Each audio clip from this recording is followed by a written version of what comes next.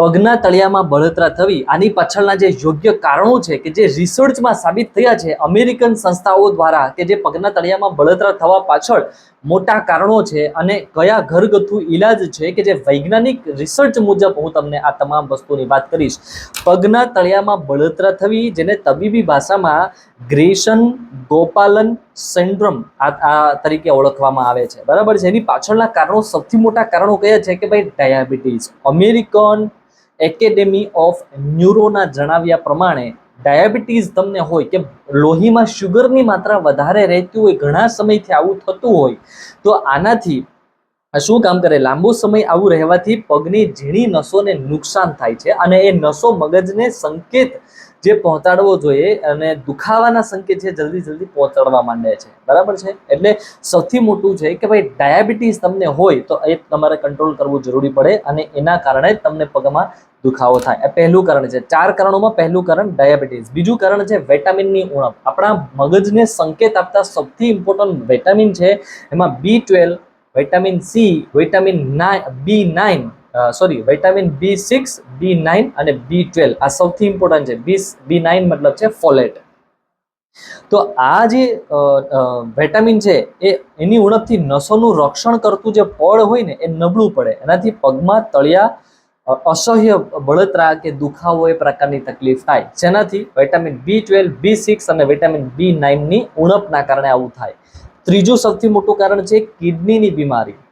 તમને અગર કિડની છે એ લોહી બરાબર ફિલ્ટર નથી કરી શકતી, ત્યારે શરીરમાં ઝેરીલા તત્વો બને છે, અથવા તો જે ઝેરીલા તત્વો રેગ્યુલર બનતા હોય કિડની મારફતે પેશાબથી બહાર નીકળતા હોય એ બહાર નીકળવાનું બંધ કરી દે, એટલે એ આપણા શરીરમાં અલગ અલગ જગ્યાઓ પર જમા થવાનું ચાલુ કરી દે. આના કારણે જ્યારે પણ પગમાં એ વસ્તુઓ જમા થાય તો એ પગમાં ભયંકર બળતરા, આપણા એડી છે એમાં દુખાવો, આ પ્રકારની તકલીફો કરતી હોય. તો કિડની ત્રીજું મોટું કારણ છે. ચોથું કારણ છે થાઇરોઇડની સમસ્યા. થાઇરોઇડ હોર્મોન ઓછો બનાવે છે આ સમય દરમિયાન, એટલે મતલબ આપણું શરીર છે થાઇરોઇડ હોર્મોન ઓછો બનાવે આ સમય દરમિયાન શરીરમાં ફ્લુઇડ રિટેન્શન એટલે પાણી ભરાવું, આ એક તકલીફ ઉત્પન્ન થાય જે પગની નસો ઉપર દબાણ ઉત્પન્ન કરે છે. આ ચોથું મોટું કારણ હતું. હવે આ જે સાયન્ટિફિક રીતે જે કારણો બતાવ્યા, તો કઈ રીતે એનો ઈલાજ કરવો કે કઈ રીતે તમે દેશી નુસ્ખાઓ વડે કે વૈજ્ઞાનિક રીતે તમે એનો ઈલાજ કરી શકો, એના વિશે આ વિડીયોમાં હવે હું નેક્સ્ટ વાત કરું. આ વિડીયોને લાઈક કરો, શેર કરો અને ચેનલને સબસ્ક્રાઇબ જરૂરથી કરી દો. ત્યારે દોસ્તો, બ્લડ શુગર કે ડાયાબિટીસને કંટ્રોલ કરવા માટે તમારે યોગ્ય ડૉક્ટરની સલાહ લેવી, કસરત, યોગ અને પ્રાણાયામ રેગ્યુલર કરવા, જેથી બ્લડમાં શુગર છે એ કંટ્રોલમાં આવે અને દુખાવા ઓછા થાય. બીજું, B12 અને મેગ્નેશિયમના સપ્લિમેન્ટ તમે ડૉક્ટરની સલાહ મુજબ તમારા શરીરના CBC રિપોર્ટ્સ અને દરેક લોહી પરના દરેક પ્રકારના વિટામિન્સના પણ રિપોર્ટ તમે કરાવો. ડૉક્ટરની સલાહ મુજબ એના સપ્લિમેન્ટ ચાલુ કરો. બોડી એકવાર એકદમ પાવરફુલ બનશે કે હેલ્ધી બનશે એટલે પગના તળિયાનો દુખાવો ઓછો થઈ જશે. એ પછી હવે નુસ્ખાઓ જોઈએ તો ઠંડા પાણીનો શેક કરવાથી પગને થોડીવાર માટે ઠંડા પાણીમાં ડૂબાડી રાખવાનો. ઠંડુ એટલે ગોળાનું પાણી હોય, માટલાનું પાણી, ફ્રીજનું પાણી નથી લેવાનું. ફ્રીજનું પાણી લો તો એકદમ નોર્મલ જેવું લેવાનું, એકદમ ઠંડુ નહીં. એ પાણીમાં પગને થોડીવાર માટે ડૂબોઈ રાખવાના છે. આનાથી આપણી નસોને ઠંડક મળે.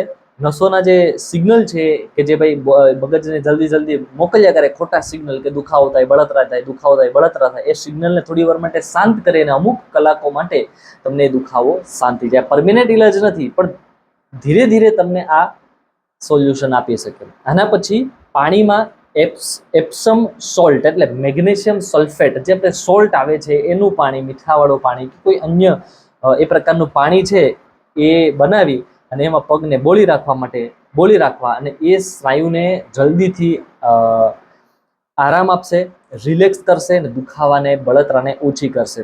યોગ્ય ફૂટવેર, હિલ્સ અને હાઇટવાળા ફૂટવેર ન પહેરવા, યોગ્ય ફૂટવેર પહેરવા, ચંપલ કે જે પણ પોચા હોય, મતલબ એકદમ નરમ હોય, સોફ્ટ હોય એવા ચપ્પલ પહેરવા કે શૂઝ પહેરવાથી પણ તમને જલ્દીથી ઇલાજ મળશે. હવે સૌથી ઇમ્પોર્ટન્ટ આયુર્વેદમાં જેને શ્રેષ્ઠ કહેવામાં આવ્યું છે એ ગાયનું ઘી, દેશી ગાયનું ઘી. એના વડે પગના તળિયાની વ્યવસ્થિત રીતે 10 થી 15 મિનિટ માટે માલિશ કરો, યોગ્ય રીતે માલિશ કરો.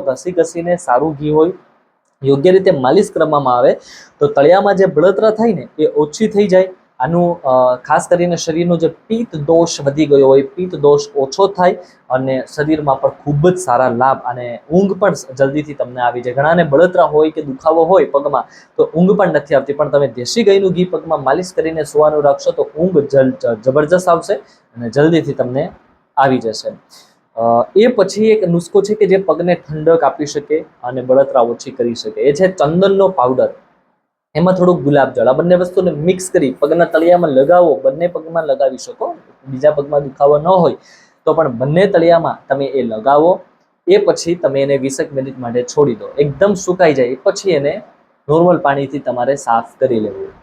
ત્યાર પછી તમે સૂઈ જાઓ. બરાબર છે? તો આવું કરશો, રાત્રે તમે કરી શકો અથવા દિવસ દરમિયાન દુખાવો હોય તો પણ કરી શકો. આનાથી તમને દુખાવો ઓછો થશે. હવે જમવામાં શું પરેજી રાખવી એ પણ ખાસ જાણી લો. ચેનલને સબસ્ક્રાઇબ નથી તો કરી દો ને વિડીયોને લાઇક કરી દો જલ્દીથી. તીખું, તળેલું, મસાલાવાળું, બહારનો જંક ફૂડ કે પ્રકારનો ભારે ખોરાક એવું બિલકુલ પણ તમારે નથી લેવાનું કે જે તમારા શરીરમાં બળતરાને વધારે. બરાબર છે? ઘણા લોકોને આંતરડામાં સોજા હોય કે ચાંદા હોય તો પણ ગરમ ખોરાક, ભારે ખોરાક ખાવાનું ચાલુ રાખે. એવું કરવાથી આપણા શરીરને વધારે તકલીફ પડે છે.